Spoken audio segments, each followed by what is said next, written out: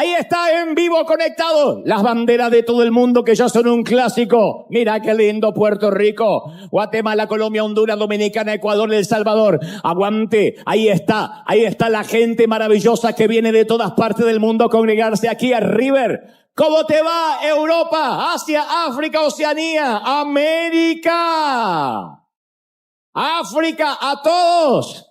¡Qué lindo! Desde aquí transmitiendo en vivo por streaming. En un día histórico, un día especial como son todos los días que nos encontramos con Dios. Dios te bendiga, Dios te guarde y haga resplandecer su rostro sobre ti. ¿Estamos listos para lo que Dios nos va a dar, sí o no?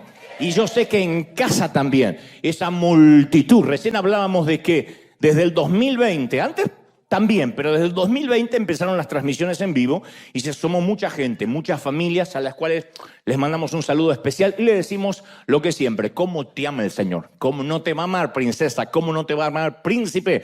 Firmes como talón, Dios ahí del otro lado, siempre estando en casa, ayudando, sembrando. Y tengo cositas para compartirte rápido, tenemos que correr. Desde lo menos importante, como digo siempre, a lo más importante. Llegamos ayer desde la República Argentina para hacer esta conferencia que se llama Presidente, que llevamos ya en 30 ciudades de todo el mundo. La semana que viene nos queda Dallas, que es la última de este año. Así que les mando un saludo a toda la gente de Dallas, pero estuve en mi tierra, en 2 provincias, 2 estados de la Argentina del norte. Uno es Mendoza y el otro es Córdoba.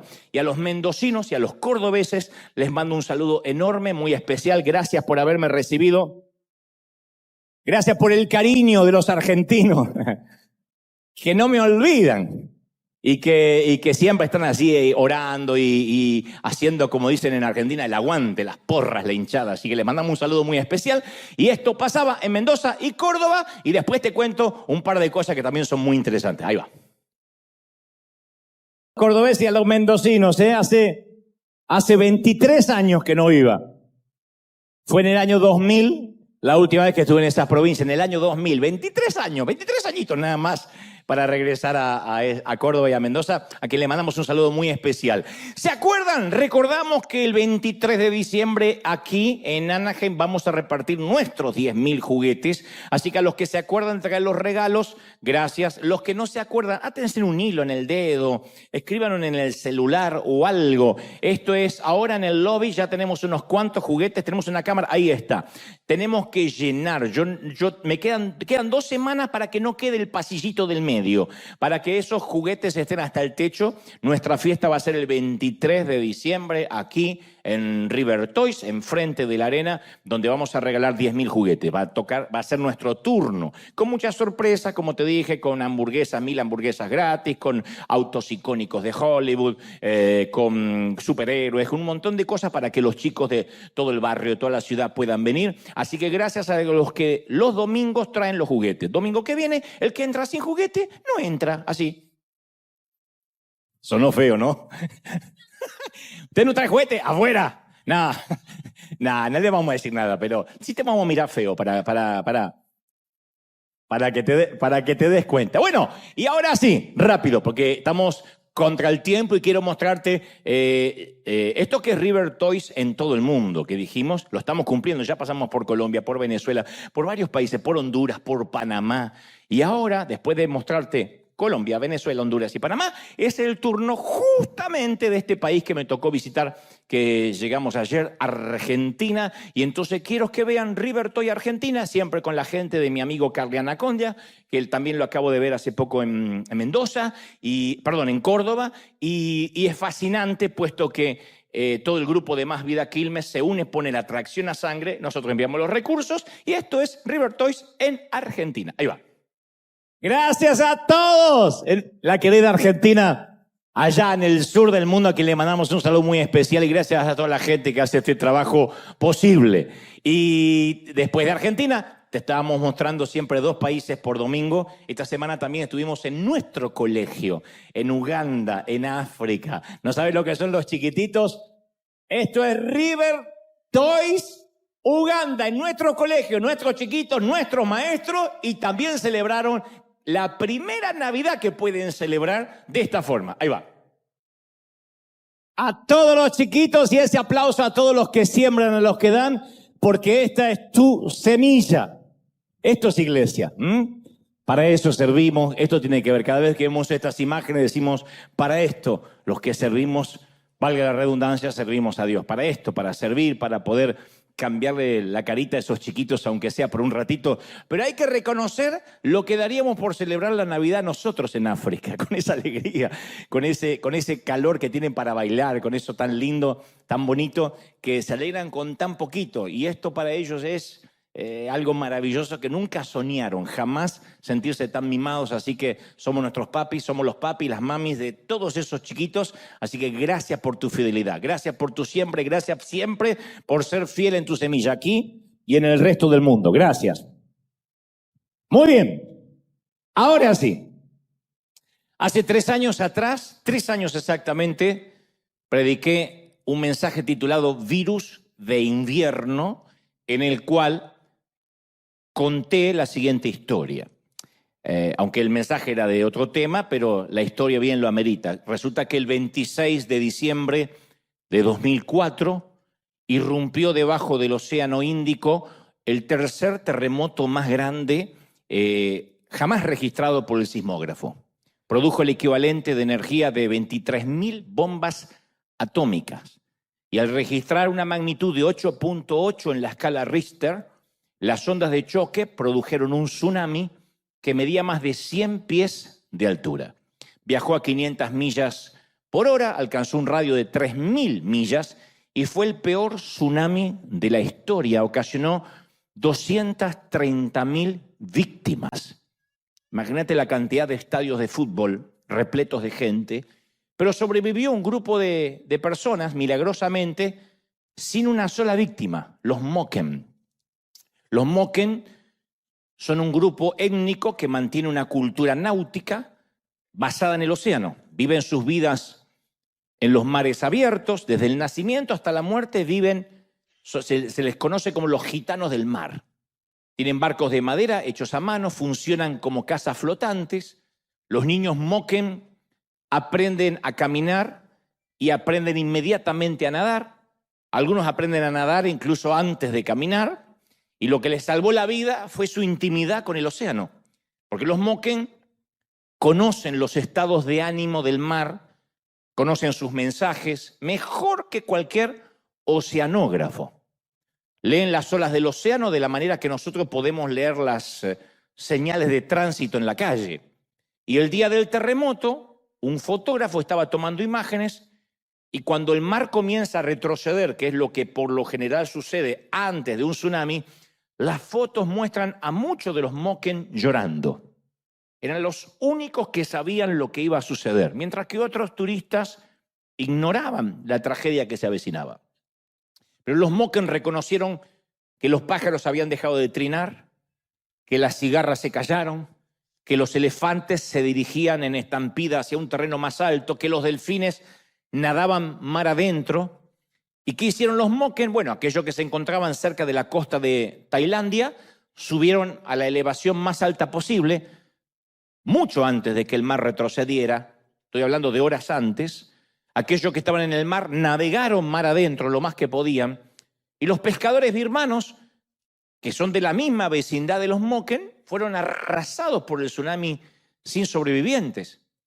Y uno de ellos, de los Moken, dijo, es que ellos no saben mirar. No supieron ver las olas, no supieron discernir que los elefantes, los delfines, le estaban hablando a estos pescadores birmanos, pero tristemente ellos no supieron discernir las señales, ni supieron escuchar.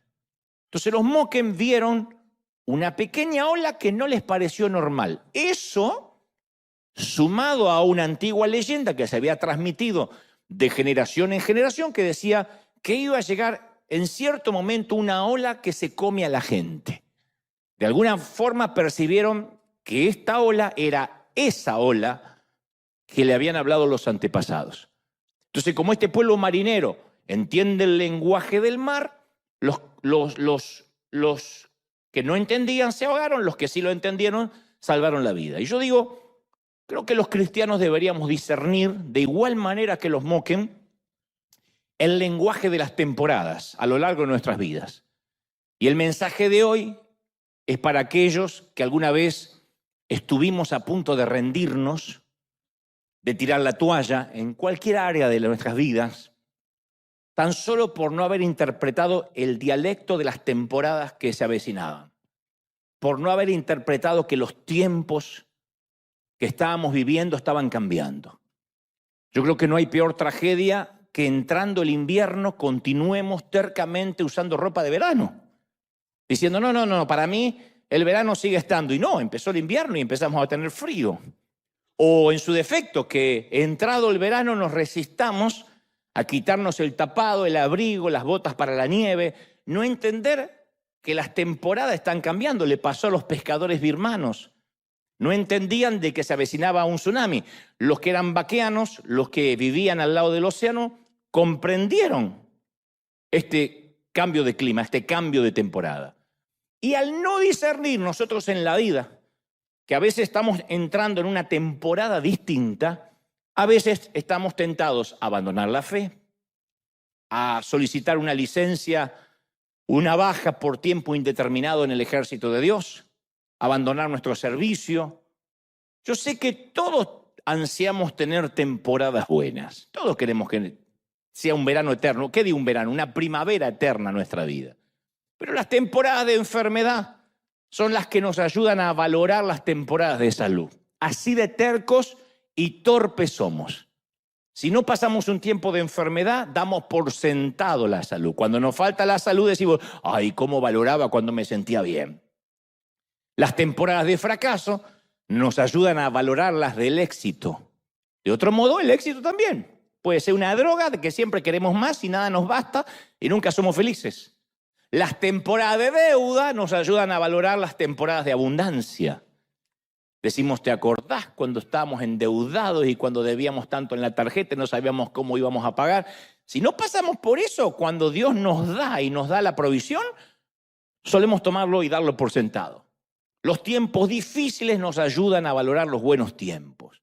Y aunque no nos guste, todos necesitamos una temporada una dosis, mejor dicho, de temporadas adversas.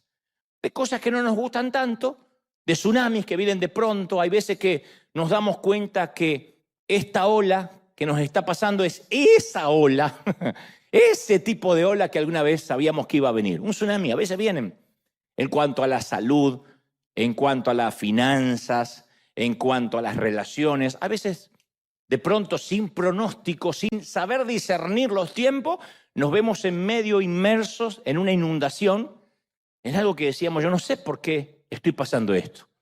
Pero el gran juego de la vida consiste en saber en qué temporada estamos transitando y prepararnos para esa temporada. Bueno, me toca el invierno, abrigarse.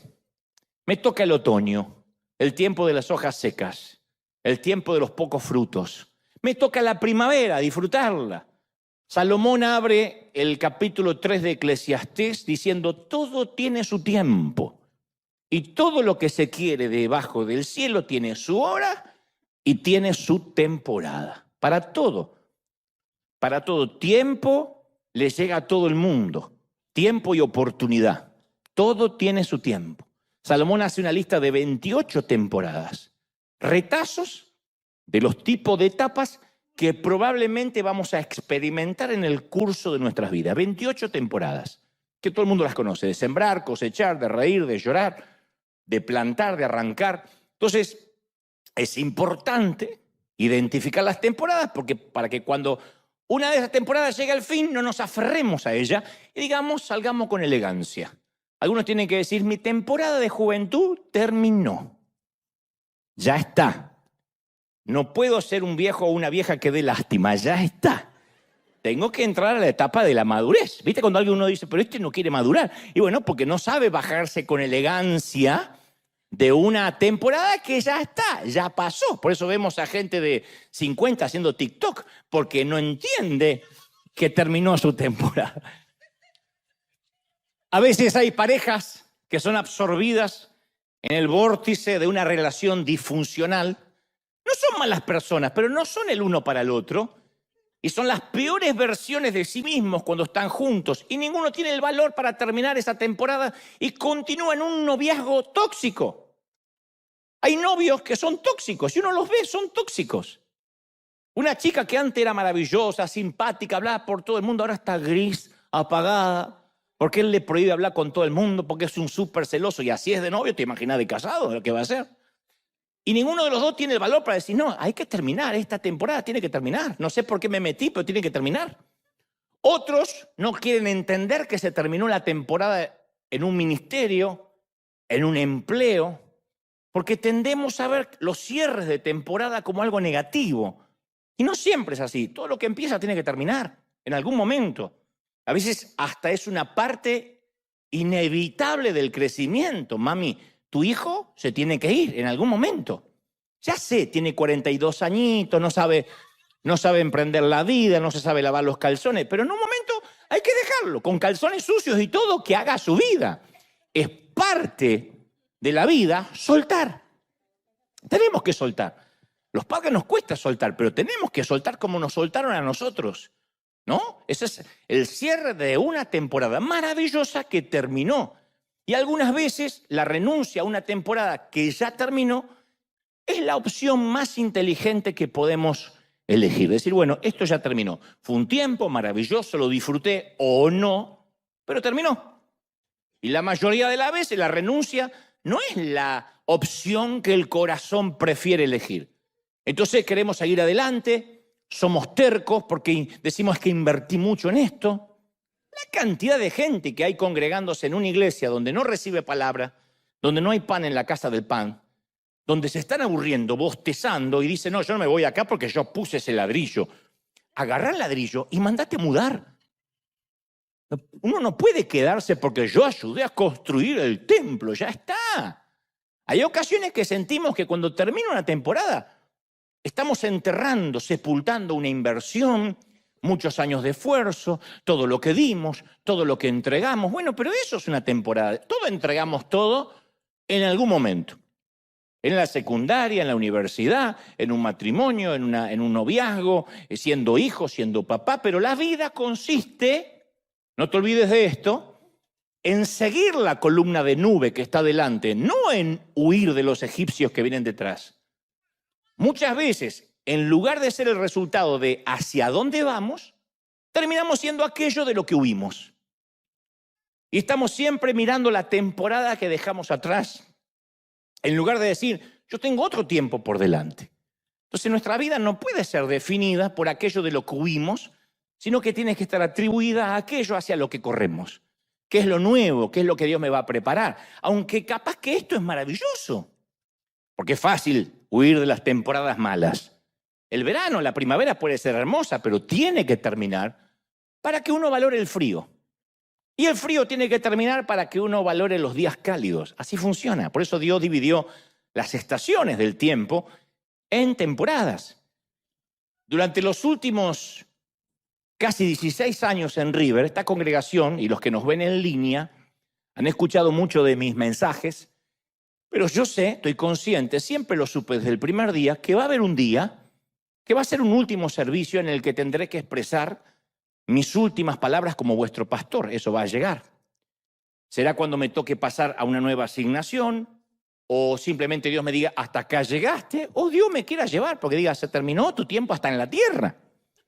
Entonces, aunque los mensajes queden registrados en una cápsula de tiempo, y disponibles para quien quiera oírlos, que eso no lo teníamos hace, qué sé yo, 50 años atrás, yo estoy consciente que habrá una última vez en la que me pararé frente a ustedes como su pastor.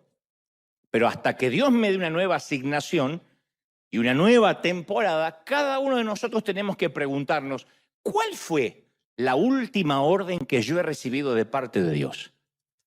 Y hasta no tener una nueva orden, ¿qué fue lo último que Dios nos dijo? El Señor me pregunta a diario, ¿qué es lo último que yo te llamé a hacer? Esto, y eso es lo que estoy haciendo. ¿Cuál es la última orden que te asigné? Dice Dios. Y a veces decimos, Señor, dame tiempos nuevos, dame órdenes nuevas, dime a dónde tengo que ir ahora. Y Dios dice, ¿qué es lo último que te encargué? De manera que te voy a pedir la fidelidad por eso que te encargué. Hay una anécdota que dice que el general San Martín le dio órdenes a su cabo que no dejara pasar absolutamente nadie al polvorín del regimiento con botas erradas y espuelas, hasta que un día el propio San Martín quiso pasar al regimiento con las botas puestas. Y el cabo le dijo, lo siento, o se quita las botas o no lo puedo dejar entrar. Parece que era de River este. Son sus órdenes, señor. Y San Martín le dice, pero ¿está consciente que fui yo el que le dio esa orden? Por supuesto, señor. Cámbieme la última orden recibida y con todo gusto lo dejo pasar. Y a mí me gusta esa filosofía en todas las temporadas de nuestra vida. Me gusta ese axioma, ese tótem. Me gusta ese proverbio de permanezco donde estoy, obedeciendo la última orden asignada, hasta tanto me otorguen una nueva asignación. Eso es la vida, el poder del enfoque. Esto es lo que Dios me mandó a hacer. Ahora soy mamá. No puedo preocuparme por cuando voy a ser abuela. Ahora me toca ser papá. Ya veré más adelante lo que soy cuando me retire, cuando mis hijos me traigan nietos. Ahora me toca ser abuelo. No puedo estar pensando el día que me muera. Es la asignación que me toca hoy. Este es el trabajo, me toca ser empleado, me toca servir, me toca ser segundo, tercero, cuarto, último, primero. Pero tenemos una asignación. Entonces las circunstancias pueden cambiar, la geografía puede mutar, pero nosotros seguimos haciendo aquello para lo cual Dios nos llamó. ¿Hasta ahí me siguen? ¿Hace sentido lo que trato de decir, sí o no? Y antes de meterme de lleno en el mensaje, algo que me gustaría aclarar. Hay una extraña idea que circula entre las iglesias hoy en día, que es que algunos cristianos tienen la sensación que al ser cristiano eso los exime de las malas temporadas, de los inviernos crudos. Entonces, de alguna manera, aunque no se diga explícitamente, aunque sí lo dicen, pero aunque no se diga explícitamente, mucha gente cree erróneamente que al aceptar a Cristo en el corazón se le otorga un fast pass con letras pequeñas al dorso que dicen el portador de esa tarjeta lo absuelve de cualquier tipo de problema mientras viva en esta tierra. No va a tener problemas con los hijos porque es cristiano. Nunca el hijo se le va a poner rebelde y un adolescente contestador porque está lleno de Dios. El matrimonio va a ser un lecho de rosas, como si se hubiese casado con la Cenicienta o el Bestia. Va a ser... nunca tendrá problemas financieros porque Dios le proveerá. Jamás se enfermará, ninguna plaga, ni resfriado porque Dios lo cuide, por su llaga fuimos curados. Cuando uno malinterpreta las Escrituras, uno se frustra más, porque los cristianos no tenemos inmunidad ante las diferentes temporadas. Hace frío para todo el mundo. Hay una pandemia, la pandemia viene para todo el mundo. Hay recesión, hay inflación, hay un mal gobierno, viene para todo el mundo. Da lo mismo si somos nuevos creyentes o viejos gigantes espirituales. Somos criaturas imperfectas en un mundo caído. Luchamos con todos los agobios que trae consigo el ser miembro del género humano. Hasta ahí te dicen, ¿y entonces para qué soy cristiano? Primero para tener la vida eterna, número uno. Y cuando nos convertimos en hijos de Dios, lo que nos distingue no es no tener problemas, sino cómo lidiamos con esos problemas. ¿Cómo enfrentamos esas temporadas? Eso fue lo que nos distinguió a algunos durante la pandemia. El que tembló de miedo por un virus, por 3 mocos que venían de China, tembló como el ateo, demostró que no le sirve de nada ser cristiano. El que dice, si tengo que morir, me muero, como dijo Pablo, para mí el morir es ganancia. Si tengo que morirme, yo tengo mi vida a cuenta con Dios. Y enfrentó con prudencia, pero con valentía, lo que venga. Es un cristiano que vive bajo la misma pandemia, pero con otra actitud hacia una temporada difícil. ¿Me explico, sí o no? Me toca un tiempo de un hijo rebelde. No es que le agarró un demonio a tu hijo, que estás haciendo las cosas mal, que Dios apartó la mano de tu hogar. Es porque tu hijo es adolescente y la adolescencia es algo que se cura con el tiempo. Hagan memoria lo que eras tú de adolescente. Ay, eran otros tiempos. Tu abuela... No pecabas por falta de recursos. Pero nos olvidamos. Entonces la primera cosita, la primera rebeldía o el chico cae en un problema, ya sentimos que Dios quitó la mano. Son temporada, tiene que pasar. Primera de Pedro 4:2 dice, amados, no os sorprendáis del fuego de prueba que os ha sobrevenido, como si alguna cosa extraña os aconteciese. Yo creo que lo dijo hasta con ironía. ¡Ay, no se hagan los sorprendidos! ¡Ay, me agarró una prueba! Como si alguna cosa extraña les está pasando. Y el rey David no se sorprendió cuando sintió que atravesaba una de sus peores temporadas y la registró en el Salmo 71. Ese fue el tsunami de David, el Salmo 71, por lo menos de la manera que él lo expresa. Fue el tiempo en que uno de sus hijos, un joven llamado Adonías, trató de usurpar el trono de su padre. David le había prometido el título a otro de sus hijos, Salomón. Así que se mezclaron la agitación política, la guerra familiar, y se cree que David escribió este salmo durante los momentos más desgarradores de la discordia familiar, cuando la familia se le caía a pedazos, se desplomaba. El anciano David estaba casi al final de su legendaria vida. Había conducido a la joven nación de Israel a un pináculo de poder, de estabilidad, y en medio de la edificación de la dinastía ya había sobrevivido antes de Adonías a otra insurrección familiar. Antes de Adonías había un tal Absalón, su heredero, que se había vuelto contra él y había intentado apoderarse del trono con un golpe de estado, con un gobierno de facto. Y el costo de la insurrección de su hijo fue enormemente pesado porque incluyó la vida de su hijo y la de sus mejores hombres en una revuelta interna. Y ahora, después que eso se había calmado, otro hijo, Adonías, intenta robarse lo que él le había prometido a Salomón. Parecía que un hijo le salía peor que el otro, pobre. Y otra vez parece que se repite la pesadilla. Viste que los padres solemos decir, menos mal que el primero me salió rebelde, pero el segundo, ay, una paz salió a mí. Siempre el bueno sale a nosotros. El otro viene del otro lado. Bueno, a David no sé de dónde, pero uno era peor que el otro. Y cuando uno ve la vida privada de David, nos damos cuenta que ninguno de nosotros aquí realmente tenemos problemas familiares. Tenemos temporadas difíciles. Problemas familiares son las de este señor. Donde los hijos le quieren quitar el trono, donde uno muere, donde otro más asesina a otro hermano. Es realmente una tragedia familiar. Y el avejentado corazón de David estaba cargado con una tristeza profunda como hoy muchos. Y él se hace la misma pregunta que hoy muchos quizás están haciendo. Señor, te he servido tanto tiempo. ¿Por qué ahora tengo que vivir esto? No entiendo. David sabía que había cometido muchos errores en su juventud, pero aún así este era un precio muy alto. Y el Salmo 71 es una joya increíble de las Escrituras, porque no es muy largo, tiene apenas 24 versículos que después pueden ver en casa. Salmo 71 tiene 24 versículos. Y escondida dentro de esas 2 docenas de líneas, hay por lo menos 50 citas o alusiones a otros salmos de David. Como que el salmista reunió todas esas referencias de su atormentada vida, las examinó a la luz de toda una vida de sabiduría divina y las armó en un mosaico, en un crisol, en una obra maestra de sentida poesía. El Salmo 71 es una prosa o una poesía de los momentos más escabrosos del rey. Y él sabía cómo iban cambiando las temporadas. Creo que David fue el primer Moquén que vio venir una ola destructiva y lo discernió. Entonces nos describe en el Salmo 71 con apasionada fraseología, con un léxico increíble, lo que veía, lo que sentía en esa temporada difícil de tsunami, que a veces viene. Y lo primero que expresa David es, Dios mío, líbrame de la mano del impío.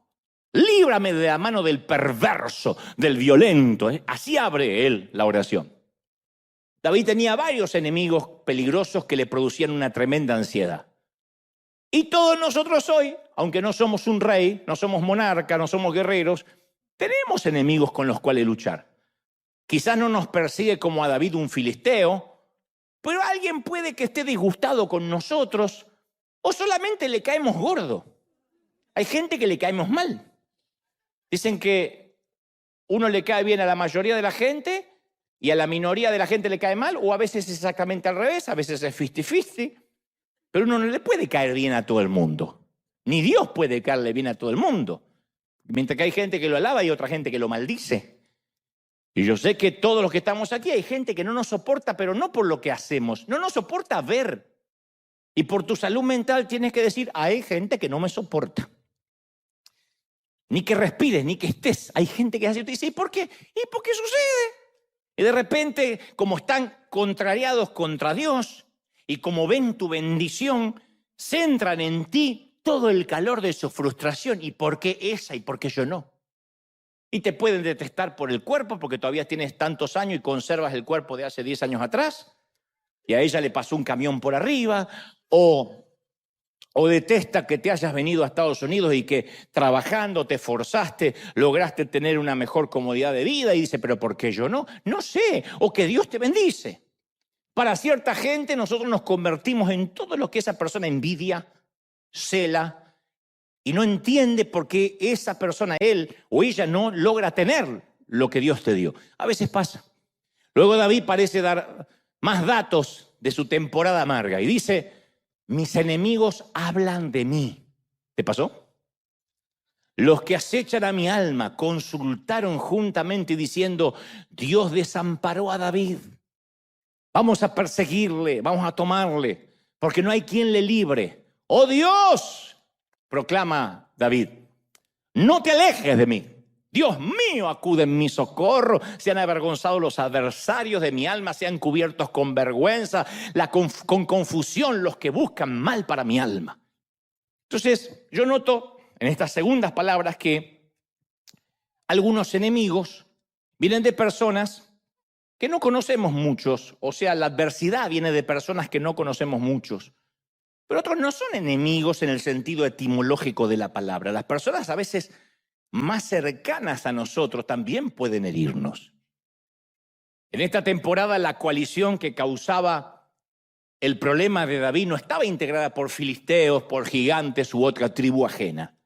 Los enemigos de David eran personas de su círculo íntimo, de su propia familia.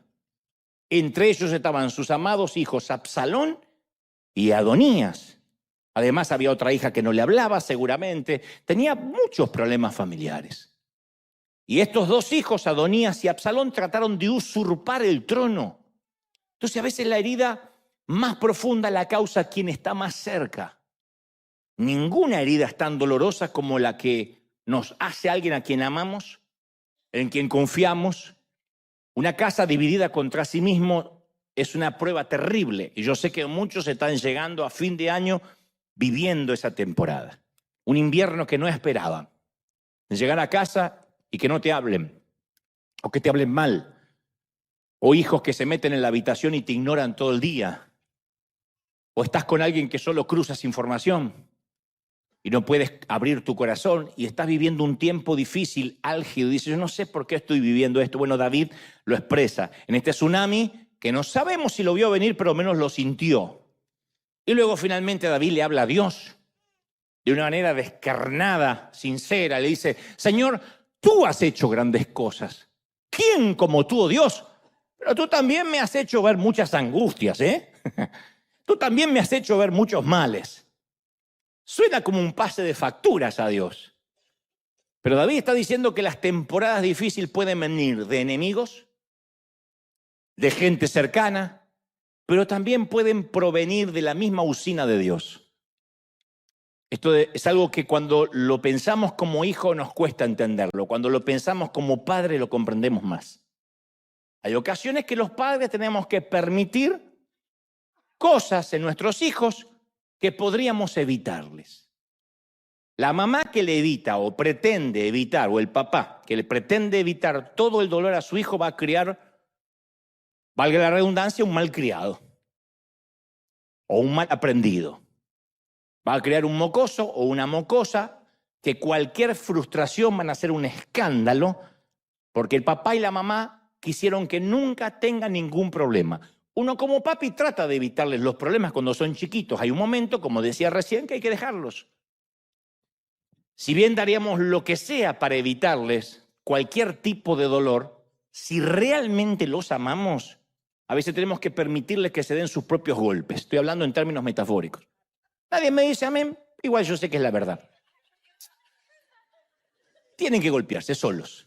Yo no sería el hombre que soy si mis padres no me hubiesen soltado para que yo me golpeara solo. Yo siempre doy gracias que no fui un nene de mamá. Soy un afortunado por todo lo que Dios me permitió lograr gracias a que mi papá no corría cuando yo me lastimaba una rodilla. ¡Ay, hijo, te llevamos al hospital! Como los padres modernos de ahora, que se le atraviesa un gas y lo llevamos a la clínica a ver qué le pasa. En nuestros tiempos nos hicieron gente fuerte. Entonces hay golpes y temporadas difíciles que enseñan cosas. Y esas cosas que se aprenden a los golpes no las pueden enseñar las palabras más sabias de los padres. Yo sé que quisiéramos evitar dolor, pero no se puede. Algunas cosas no se aprenden ni con sermones paternos, ni con consejos maternos, sino a costa de dedos quemados y rodillas despellejadas. ¿O no? Si no, no diríamos quema, ok, nunca lo voy a probar. El nene va y prueba. Pero si nos pasa de adultos, basta que el camarero diga, señor, este plato está caliente. ¿Qué hacemos nosotros? A ver, ¡uy, sí! Sí, dijo que estaba caliente. Pero así son los chiquitos. Le decimos y hasta que no lo prueban.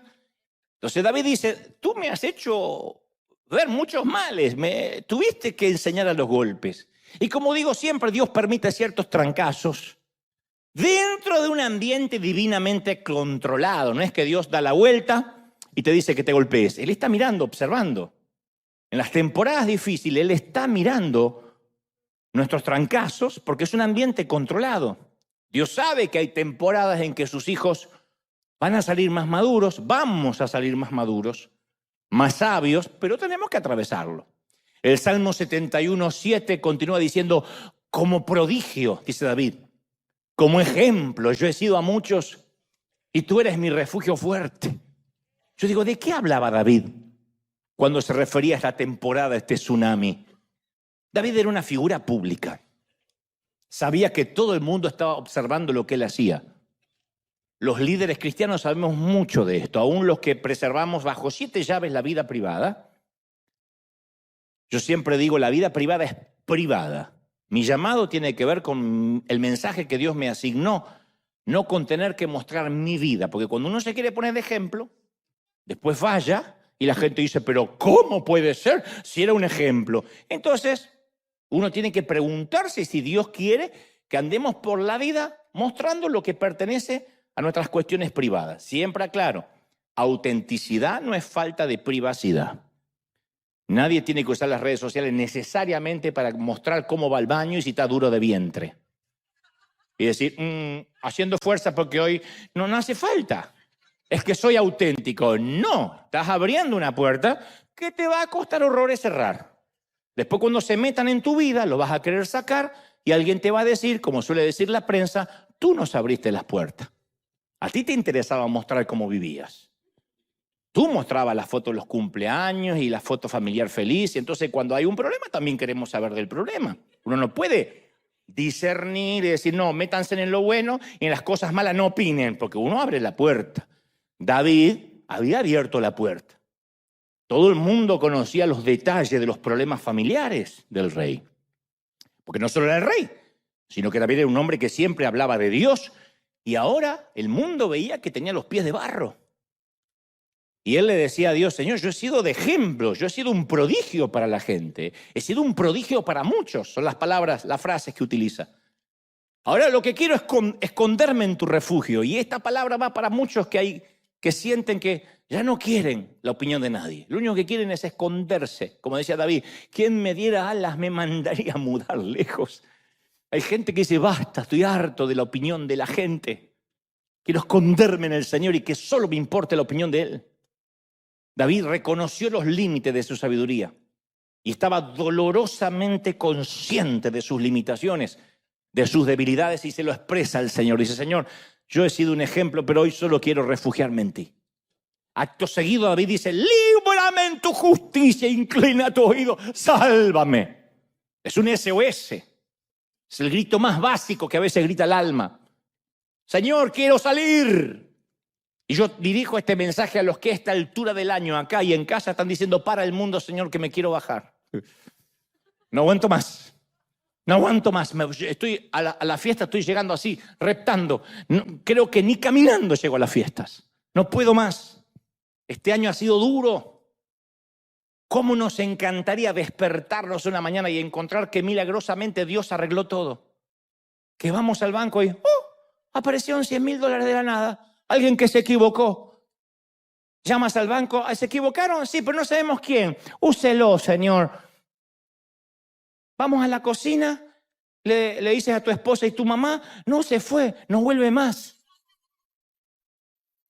¿Pero por qué? No sé, sintió de Dios de alejarse, se va a ir a un monasterio. Y dijo que no vuelve hasta que muera. Pero no pasa eso. Uno quiere las cosas, la primavera eterna, ¿no? Alguien dijo que el Salmo 71 de David está lleno de grandes alabanzas y de quejas a la vez. Porque David nos lleva a una excursión al hondo del abismo y luego nos señala el elevado camino que debemos tomar cuando salimos de esos parajes bajos, ¿no? Y como en muchos de esos salmos, la peregrinación de David abarca tanto los defectos humanos como la victoria divina. Porque todos los salmos de David es poesía descarnada. Él nunca va a ponerle filtros a su Instagram. Nunca. Él es como es. Y confiesa que necesita a Dios, que está asustado, que tiene miedo. También confiesa que le cree a Dios todo y es valiente. Y esto no es un tema menor. Porque a nosotros se nos ha predicado por mucho tiempo el tener un pensamiento positivo.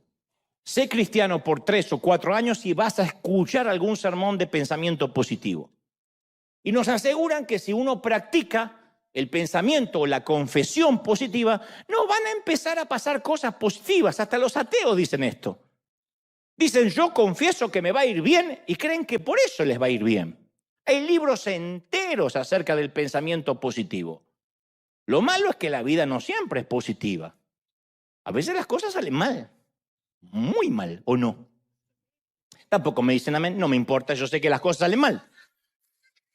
Y si nuestra mente está conformada para ser inexorablemente positivo y que todo va a ser positivo, va a llegar el momento que vamos a estar viviendo en un mundo imaginario. No somos Barbies. A mí me gusta ser positivo. Me considero un tipo positivo, lo creo, pero hay algo que también creo, que si uno no tiene un punto de vista realista de la adversidad, de que a veces van a venir tsunamis, esa realidad no va a ser muy positiva y nos va a frustrar mucho cuando llegue. Uno tiene que decir, bueno, ahora toca el invierno. No podemos tirar por la borda lo que creemos porque nos toca un tiempo de deuda. A veces nos endeudamos porque somos cabezones y queremos gastar más de lo que ganamos, porque no hicimos bien las cuentas, o porque las cosas salen mal. Hasta los grandes empresarios fracasaron un montón de veces hasta que un negocio les salió bien.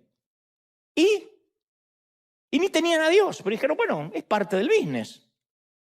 No podemos decir, como yo soy un hijo de Dios, emprendo y me va a ir bien y el IRS nunca me va a encontrar. No va a pasar. Vamos a tener problemas con el IRS, con los empleados, con demandas que nos van a hacer. Bienvenido al mundo empresarial, al mundo real. Es como pretender ser una figura pública y que no te critiquen. La gente te va a criticar. Cuando uno tiene redes sociales, cuando hablo de figura pública, no es ser los Kardashian necesariamente, o Taylor Swift. Cualquiera que accede a tener una red social está diciendo, estoy abierto a un escrutinio público. Te sacas una foto, le pones 72 filtros y alguien te va a poner, pero qué gorda que estás. Y no te puedes ofender. Guarda la foto, va a quedar la duda si eres gorda o no. Pero cuando pones la foto no hay duda. Alguien, a mí me pone todo el tiempo, pero esto y lo otro, que vive de los diezmos, que es un sinvergüenza, pero si yo me estoy exponiendo, la gente que está allí merodeando, no haciendo nada, con su trasero sentado en una silla, dice, o en el peor de los casos en el celular, y opina, eso es parte de la vida. Entonces uno tiene que saber que la vida no va a ser de color de rosa, que la gente nos va a criticar, sino vamos a vivir en un mundo de fantasías. Y David no era muy dado a las fantasías. Cuando vio que le llegaba el peor momento, o uno de los peores momentos de su vida, o la peor temporada hasta ahora, recordó la fidelidad de Dios. En el Salmo 71 sigue diciendo, en ti, oh Jehová, yo me voy a refugiar para no ser avergonzado jamás. Socórreme, líbrame con tu justicia, inclina tu oído, sálvame. Sé para mí tu roca de refugio, a donde yo pueda recurrir todos los días de mi vida. Tú me has dado mandamiento para salvarme, porque eres mi roca, eres mi fortaleza. Entonces yo veo que cuando David enfrenta la prueba difícil, tiende a recordar quién es Dios. En este momento no puede ver quién es Dios, porque los hijos le quieren quitar el trono, lo quieren matar. Entonces tiene que ver quién es Dios en el pasado, porque Dios no cambia. David entendía que en las temporadas difíciles, cuando uno está bajo el frío, bajo la nieve, tiritando, uno tiene que recordar que hubo un verano. Y si hubo un verano, el verano también va a regresar. Él tenía que recordar que Dios lo iba a honrar, aunque sus propios hijos ahora no lo estaban honrando. Él lo comprendió. Las cosas pueden estar peor, pero Dios nunca cambia. Lo que cambia son las temporadas. Dios sigue siendo igual. ¿Estamos de acuerdo?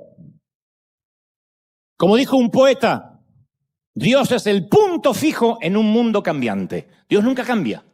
Y David agrega, Dios mío, líbrame de la mano del impío, de la mano del perverso, del violento, porque tú, Señor, oh Jehová, eres mi esperanza. Seguridad desde mi juventud. ¡Qué lindo! En ti he sido sustentado desde el vientre. Mirá hasta dónde se fue David. Desde el vientre. Tú me elegiste. Desde las entrañas de mi mamá, tú fuiste el que me sacó.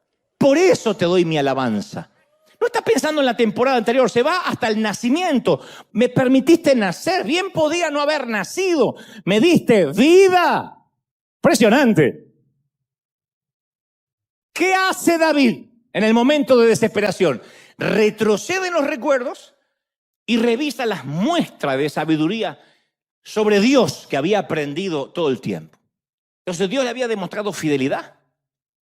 Le había demostrado lealtad a lo largo de toda su vida. David se había enfrentado a un gigante, se había enfrentado a un rey celoso con mente asesina, había enfrentado las legiones de retadoras naciones y de alguna manera Israel había sobrevivido, había prosperado.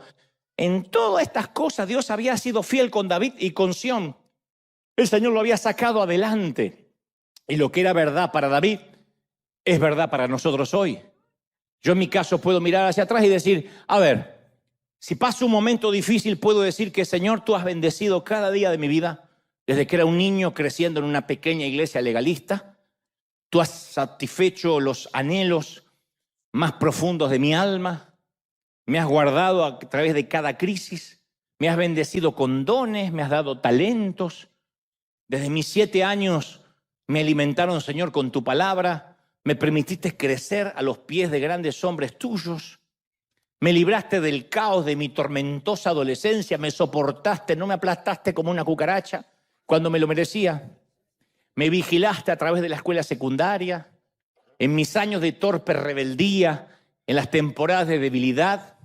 Me sostuviste a lo largo de las primeras etapas del ministerio, cuando todo el mundo me criticaba sin piedad, cuando pude haber tirado la toalla, abandonar todo, abandonar tu obra, Señor. Cuando recuerdo los años pasados, desde el vientre de mi madre y cómo transformaste a ese chico tímido a un hombre de fe, yo puedo decir, tu fidelidad es grande. Entonces yo te pregunto, ¿y cuanto a ti? ¿No podrías escribir un salmo hoy, ahora? En cuanto a ti, si tuvieras que escribir un salmo ahora, improvisar 3 o 4 o 5 cosas que te vengan a la mente que hablen de la gracia de Dios. Señor, me trajiste a este país, me tocó nacer aquí, nunca me faltó la comida, me permitiste servir, me permitiste vivir en la época de Messi. Yo te doy ideas. ¿Cuál es tu testimonio en cuanto al favor y la gracia de Dios? Aún si caminaste con el Señor unas semanas, apenas, porque eres nuevito, ya Dios fue fiel y bueno contigo, ya.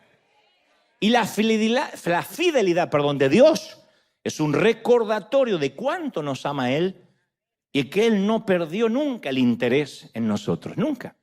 Él no va a cambiar y lo que ha estado haciendo por la eternidad fielmente no lo va a cambiar ahora. Pero las temporadas difíciles extraen de nosotros nuestra mejor versión, siempre. Y nos prepara para lo que viene, siempre.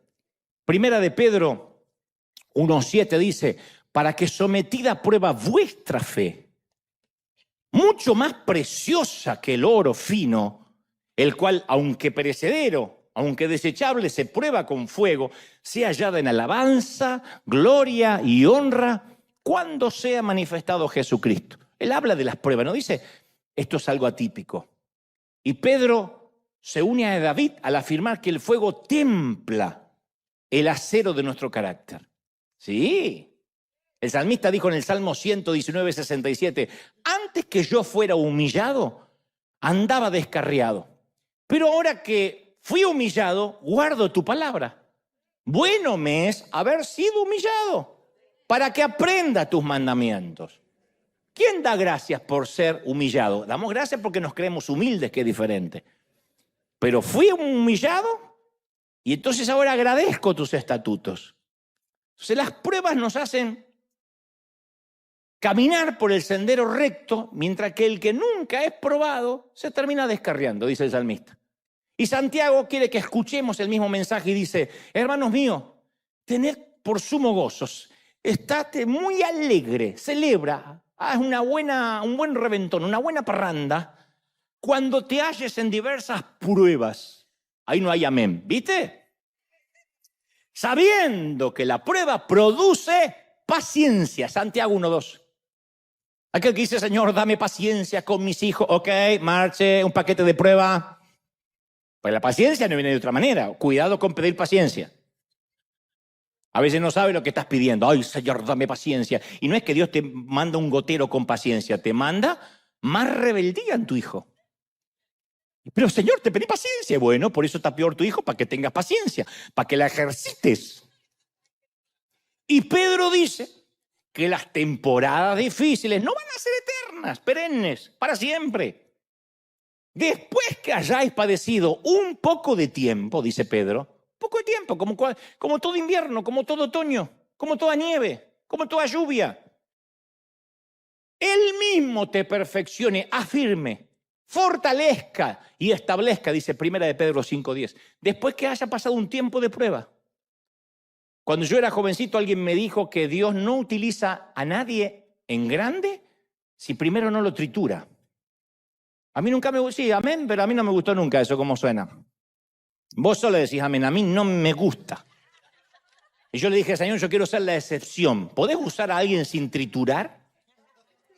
Yo si querés me trituro solo, pero no me gusta que me trituren. Yo le dije, Señor, déjame entrar en el ministerio sin sentir dolor, porque tú sabes que yo soy muy sensible, ya sufrí mucho. Y Dios me dijo, no hay excepciones. O te trituro, o pasas por las tormentas y los tsunamis, o no te puede utilizar. Hace unos años atrás me hizo muy bien leer la biografía del gran predicador Charles Spurgeon.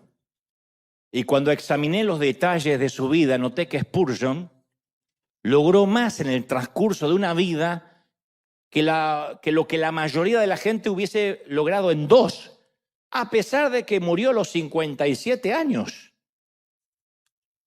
Murió de relativamente joven.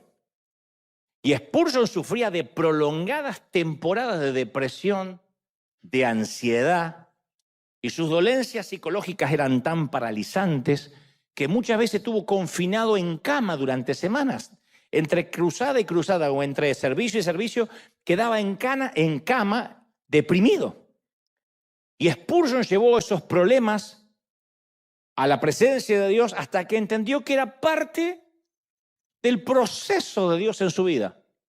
No sé, no voy a hacer un diagnóstico después de tantos años y de quien no conocí.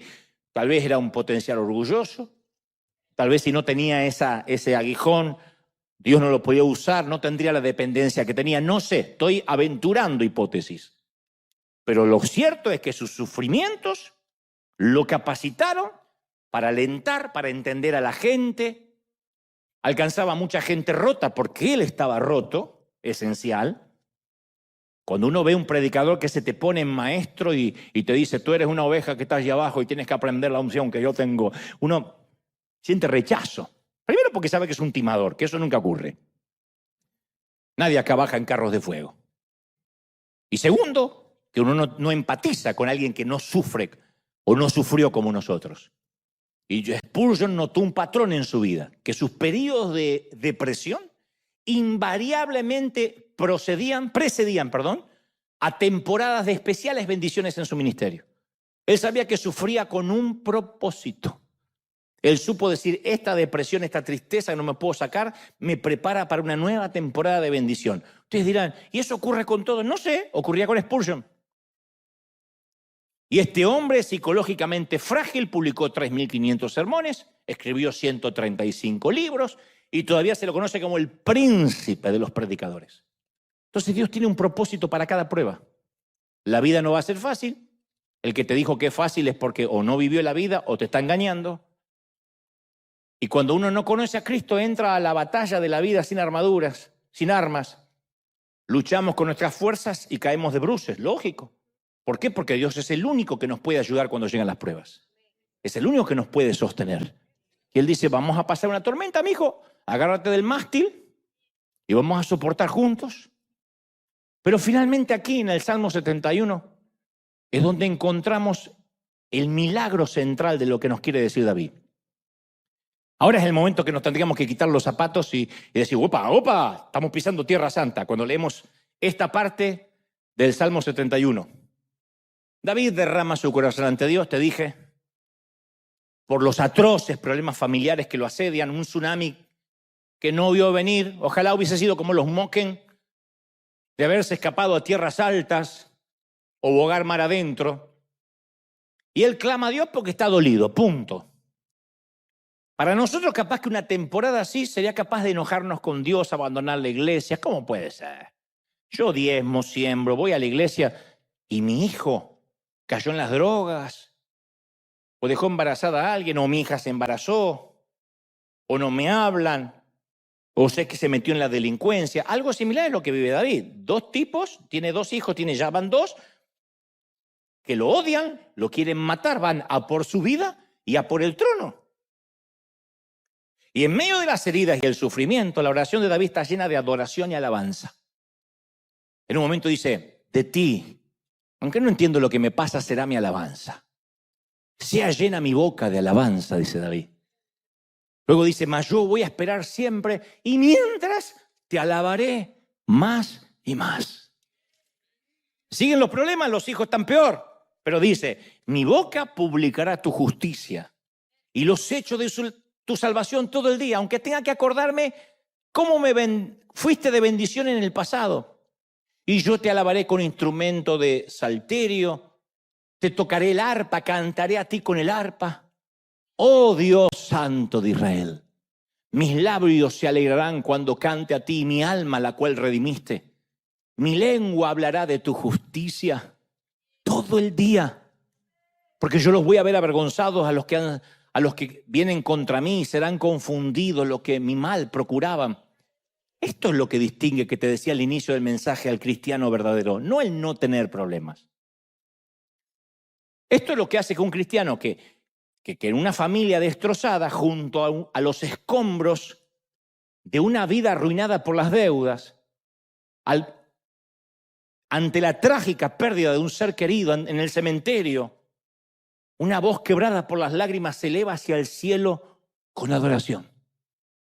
En las crueldades obscenas de un campo de prisioneros, en una nación totalitaria donde encarcelan a la gente de Dios, en una vida sin salud, sin promesa de recuperarse, en la que la muerte es la única certidumbre, de alguna manera contra viento y marea, el cristiano canta en la oscuridad. Canta. Eso es lo que David hacía, cantaba bajo la prueba. El Salmo 71 primero expresa lo que siente porque lo siente, y después canta bajo la prueba. No antes de entrar en la prueba, no al salir de la prueba, durante ella. Canta. Se suponía que tenía que implorar favores, pero él decía, solo quiero darte adoración. Él decía, solo he venido para darte adoración. Solo he venido para darte adoración. No he venido a pedirte un favor. Con todos los problemas decía, solo he venido para darte adoración. Prueba en casa también. Solo he venido para darte adoración. Solo he venido para darte adoración. No he venido a pedirte un favor. Solo he venido para darte adoración. Y cada vez que enfrentamos una prueba, Dios nos da una canción para nuestro corazón. Y la canción que nos da siempre va a estallar en una melodía bellísima en medio de la noche más oscura. Son las canciones que jamás se olvidan. Son las que uno dice, Señor, aquí va mi corazón quebrado.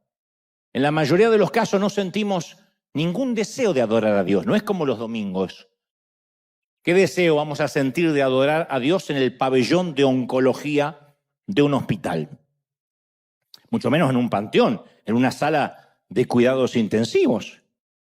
Pero la adoración no solo beneficia a Dios, sino a quien la ofrece. Entonces, cuando estamos bajo los ataques de los ejércitos, del tsunami, del sufrimiento, nunca pensemos que no hay armas que esgrimir.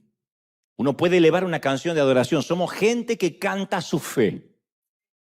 Cantamos la fe. No solo la predicamos, la cantamos. Y hasta los que nos cantamos muy bien. No importa. De alguna manera, cuando cantamos, la canción encuentra la forma de llegar de nuestra cabeza a nuestro corazón. Y adorar fortalece el alma. Te lo recomiendo, lo que te voy a recetar hoy. La adoración es el acto de magnificar a Dios, de engrandecer nuestra visión de Él. Él ya es grande. Su tamaño no cambia, pero sí nuestra percepción. Conforme más nos acercamos, más le adoramos, más grande parece. Y ya que tenemos grandes preocupaciones, grandes preguntas, grandes crisis, entonces necesitamos también una noción grande de Dios, ¿no? A un gran resfrío, a una gran gripa, un gran medicamento, un gran antibiótico. Bueno, a los problemas grandes de la vida hay que tener una noción grande de Dios. Es el mismo Dios que nos da una canción en la noche cuando parece que no hay nada que merezca cantarse. Salmo 30:11 dice, convertiste mi lamento en danza, me quitaste la ropa de luto y me vestiste de fiesta. Fíjate vos qué dicotomía, de estar todo como una viuda triste a estar con bandolero, para que te cante, dice, para que te glorifique y no me quede callado, no me quede callada.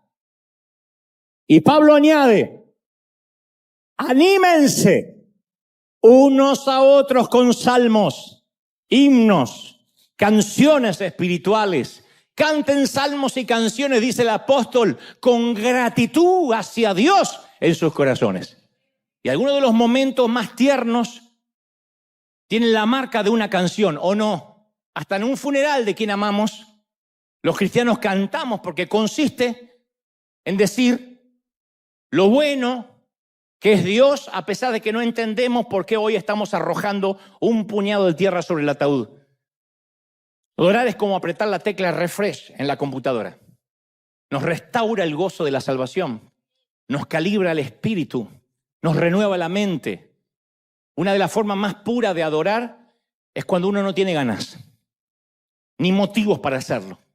Porque eso demuestra que nuestra adoración no depende de las circunstancias. Que uno es adorador. Uno es adorador.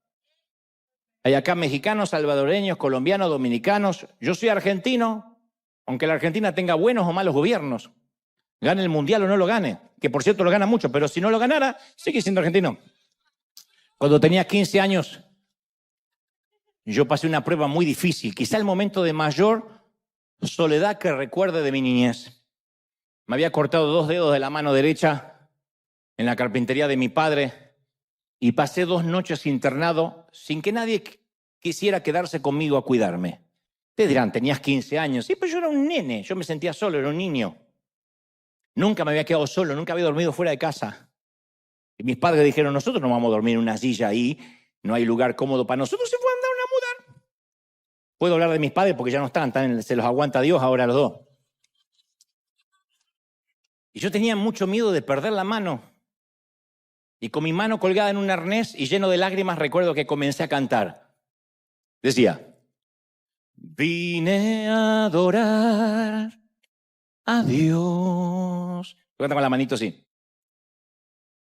Vine a adorar a Dios. Vine a adorar su nombre. Vine a adorar a Dios. Bueno, métanse en la clínica y acompáñenme. Vine a adorar a Dios. Vine a adorar a Dios.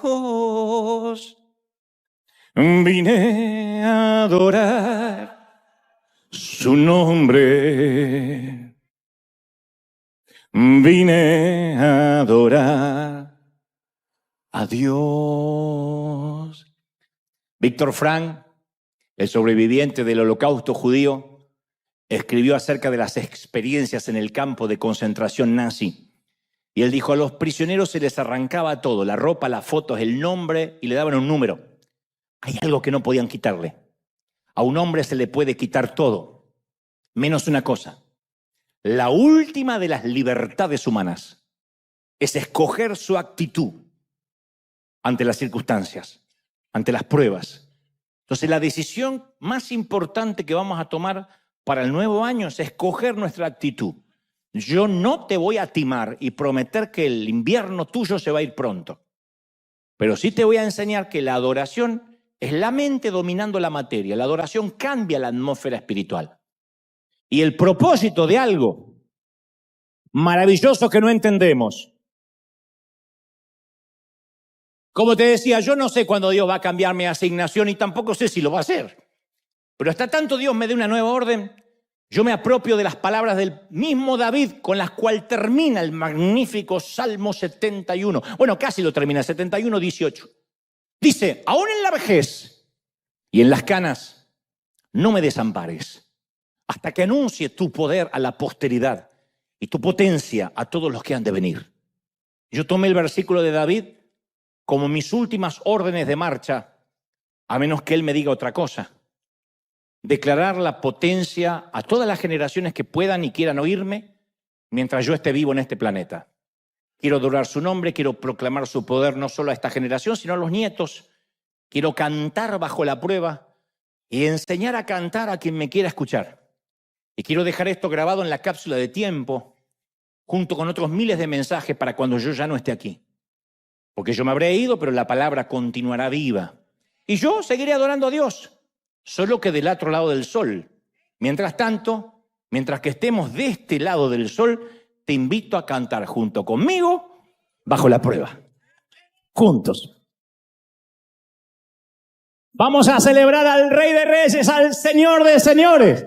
Dale un aplauso grande al Rey. Dale ese aplauso al Rey de Reyes y que ese aplauso se escuche como el símbolo. Vamos a cantar. Vamos a celebrar bajo la prueba. ¡Wow! Impresionante. ¡Aleluya! ¿Cuántos reciben esta palabra? ¿Lo recibes? ¿De verdad? No te entregues, no te rindas. No pidas la baja, no pidas licencia por tiempo indeterminado. Dile, Señor, voy a ser un adorador. En el closet, tirado en el piso, orando en el baño, en el auto, en el bus, en donde me toque ir, voy a ser un adorador. Y elige tu canción. Si no tienes una, te presto una de estas dos hasta tanto te consigas la tuya. Y canta una canción con la voz quebrada. Vas a ver cómo desaparecen los espíritus, esa presión demoníaca. Las preocupaciones, no tienes idea cómo se van.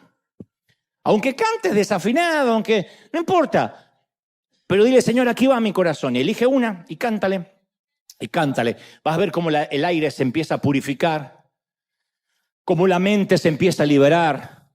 Cómo la atmósfera se electrifica. Hay cargas magnéticas Y no te sorprendas si como Pablo y Silas en Filipos, al cantar, Dios empieza a mover el pie acompañando tu melodía, eso produce un sismo y las cárceles se abren y las puertas y los barrotes se abren y la prisión termina y la temporada termina porque solo Dios quería escucharte cantar. Solo Dios quería escucharte adorar al Rey. ¡Uy! ¡Impresionante! ¡Ja, ja! Vamos a levantar las manos al cielo. Padre, gracias por esta mañana. He transmitido lo que creo me has dicho que diga. He hablado, Dios, lo que has puesto en mi corazón y como David he sido descarnadamente sincero, honesto. Yo te presento, Dios, una vez más, las cargas, infortunios, tragedias, golpes de cada uno de los que están aquí.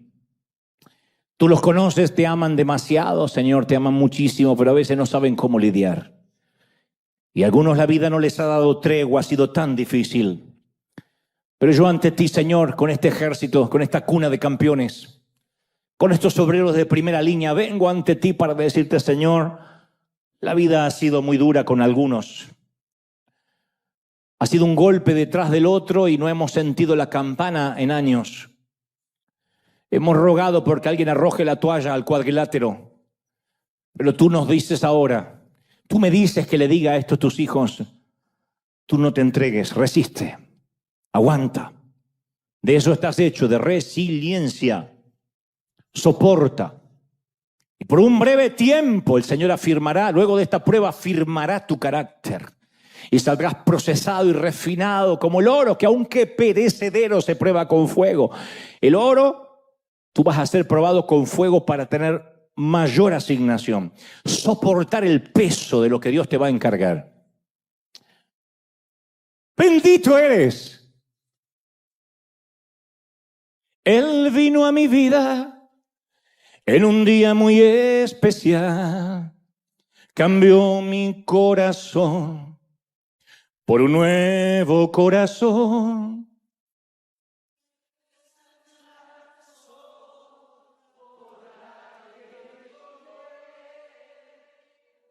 Vine.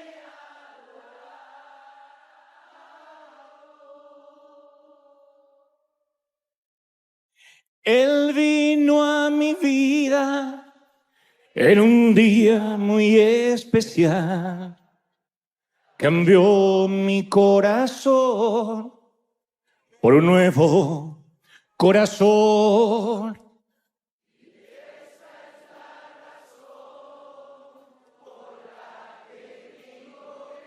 Santo.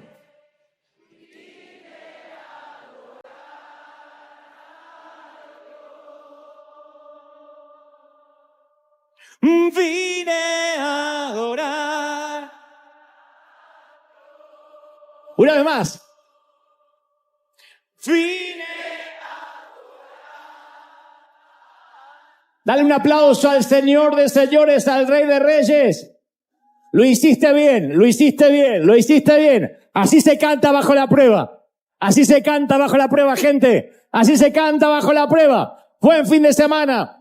Feliz domingo para todos. Que termine bien el día. Chau, hasta la semana que viene. Y ese aplauso al Rey de Reyes y al Señor de señores. Dios te bendiga.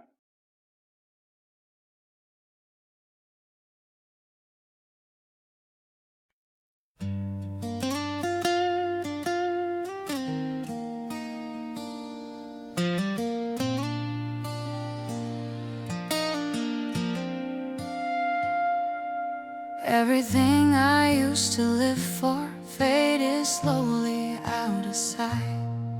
Now my days just circle around you like I'm lost without a light. All the noise just turns to silence when your memory comes through. And the world I once was chasing now feels small and shaped like you. My whole world is only you. Every thought keeps breaking through. You're so close inside my mind, but so far in real life. I can feel you everywhere, in the things we never shared.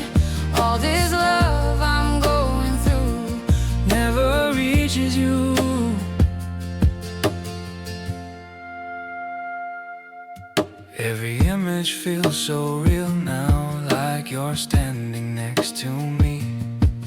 But the truth is in the silence, you were never meant to see. My whole world is only you.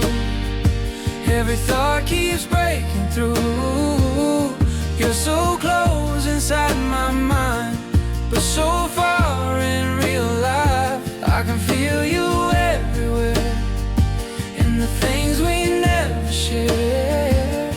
All this love I'm going through never reaches you. If you felt it for a moment, would it change the way you stay? Or would I still be the shadow that just fades away?